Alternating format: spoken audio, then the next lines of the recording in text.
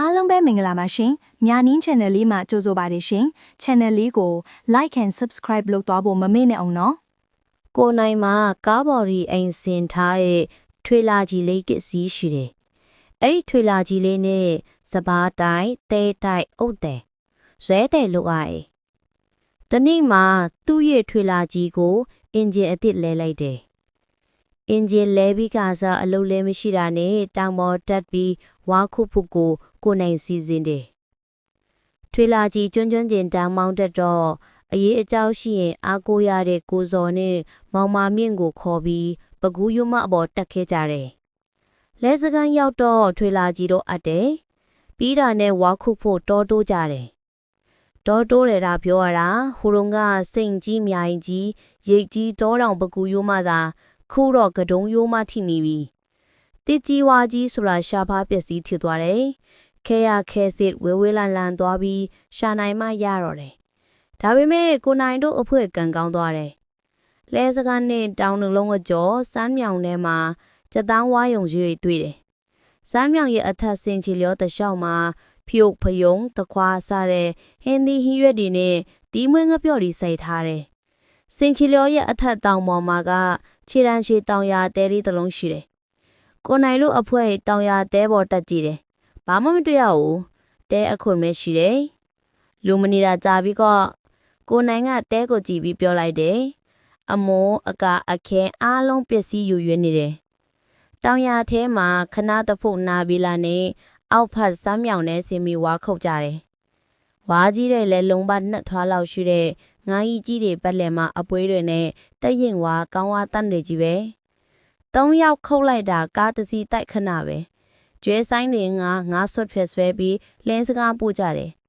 ကားပေါ်တင်ကြတယ်သူတို့အဖွဲဝါးတွေကားပေါ်တင်နေတာကိုဦးတင်အောင်ကလာကြည့်ရင်းနဲ့ဟာဝါကြီးတွေကကောင်းလာတန်လာကြည့်လာကွာဘယ်နေရာကရလာလဲဦးတင်အောင်ကမေလကူရွာကဒါပေမဲ့လက်စကားမှာပဲအမြင်နေတယ်တောင်ပေါ်မီးတို့ဖို့တွေစီကမီးတို့ဣတွေဝယ်ပြီးမြို့ကလာတဲ့ကုန်တွေကိုတဆင့်ပြန်ရောင်းတယ်ပြီးတော့တောင်ပေါ်ကပစ္စည်းတွေမြို့ကိုတဲကျင်ရင်လည်းအငားထန်တယ်ပြောရရင်တောင်ရောတောင်ရောလောက်ကင်စားတဲ့သူနန်းနန်းဆက်ဆက်တီးတဲ့သူဦးတင်အောင်ရင်အမေကိုနိုင်ကပြန်ပြေတယ်ဟောင်းတောင်နှလုံးအကျော်မှာရှိတဲ့စမ်းမြောင်တွေကလေးဦးလေးရဲ့နောက်ထပ်ကားတစ်စီးတိုက်လို့ကြံသေးတယ်ဟေးခြေတန်းရှိတောင်ရတဲလေးရဲ့အောက်ဘက်ကစမ်းမြောင်လားဦးတင်အောင်ကအလန့်တကြားမြက်ကြပြလုံပြမျက်စာနဲ့ပြီးတယ်ဘာဖြစ်လို့တော့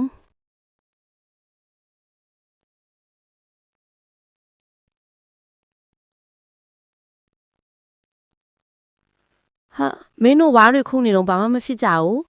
ကျုပ်တို့3ယောက်လုံးဘာမှမဖြစ်ဘူးဗျာပြောပါအောင်ဦးလေးရဲ့အကြောင်းကိစ္စရှိလို့လားဟာကိုနိုင်ရဲ့အကြောင်းကိစ္စမှာတေးသေးလေးမဟုတ်ဘူးကွာအကြီးကြီးအဲ့ဒီဝါးတွေကပိုင်ရှင်ရှိတယ်ကွာတောင်ရထဲမှာသူတို့ရှိတယ်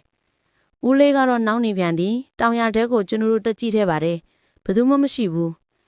မင်းတို့တဲခက်တဲ့ကောင်တွေပဲဒုက္ခတော့များသွားမယ်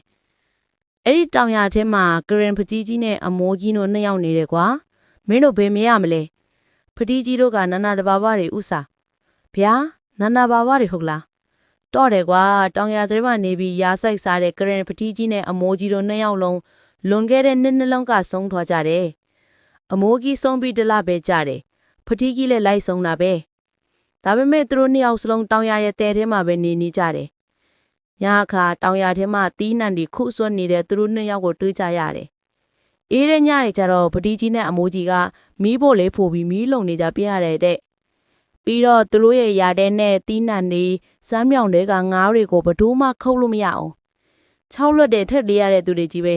တချို့ဆိုသေးတောင်သေးတယ်မင်းတို့ကြမှာဘာမှမဖြစ်တာငါအန်အောလို့မဆုံးဘူးကျွန်တော်တို့ကတော့မသိလို့ခုန်နေသွားပြီဗျာဘာလို့ရင်ကောင်းမလဲဦးလေးရဲ့ငါစိတ်ထင်တော့မင်းတို့မျိုးကိုပြန်တက်လာမှတခုခုလှုပ်ထွက်မယ်ထင်တယ်အဲ့လိုမဖြစ်ရအောင်အရင်သွားပြီးတောင်းပန်ထားကြပြီးတော့မှနောက်တစ်ခေါက်လောက်ပြီးကျွေးမွေးလိုက်တောင်းပန်ရင်ကြည်အေးရမှာပေါ့ကိုနိုင်တို့3ယောက်စလုံးတောင်ရထဲကိုပြန်သွားကြလေတောင်ရထဲရှင်းမှထိုင်ပြီးတောင်းပန်တန်းတော့ကြလေအဲ့ဒီနောက်မှာတော့ထွေလာကြီးကိုတတိဂရီကြီးထားမောင်းပြန်ခဲ့ကြတယ်ကန်ကောင်းထုတ်မှာစွာတဲ့အိတ်ကိုချောချောမောမောပြန်ရောက်ကြတယ်ကိုနိုင်ကနောက်တနေ့မှာတက်ကျွမ်းနားလေတဲ့သူကိုလွတ်ပြီးထမင်းအရက်စက်ဖို့ကျမတွေနဲ့ တောင်းပန်ကြွေးမွေးလိုက်တယ်။လဲစကန်းနဲ့တောင်နှလုံးအကွာစမ်းပြောင်အထက်ကောင်တောင်ရထဲဟာအင်မတန်နာမည်ကြီးတဲ့နေရာပါ။ရံပန်းရံခါနီးလည်နေခင်းမှာတော့ကရင်ဖထီးကြီးတို့ဇနီးမောင်နှံကိုတွေ့ရတယ်လို့ပြောကြပါတယ်။တောင်ရတီးနံလာခိုးသူတွေကိုလူရောင်ပြရိုက်ပျောက်သွားလိုက်အထံပေးလိုက်နဲ့6လုံးလို့ဘသူမှမသွားရတဲ့နေရာပါ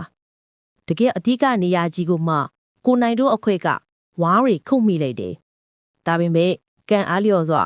ကိုနိုင်တို့3ယောက်စလုံးဘလို့ဘီးရန်တည်းဆိုမှမကြရောက်ခဲ့ကြဘူး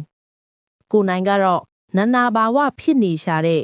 တောင်ရဆောင်ဖထီးကြီးတို့ကိုအချိန်မီတောင်းပန်ကြွေးမွေးလိုက်ဖို့သာဒုက္ခမရောက်ရတဲ့အကြောင်းစာရေးသူကိုကြက်တီးကဖြန့်ဖြန့်စာရင်ပြောပြခဲ့ပါတယ်။မောင်မိုင်းညုချောင်းဦး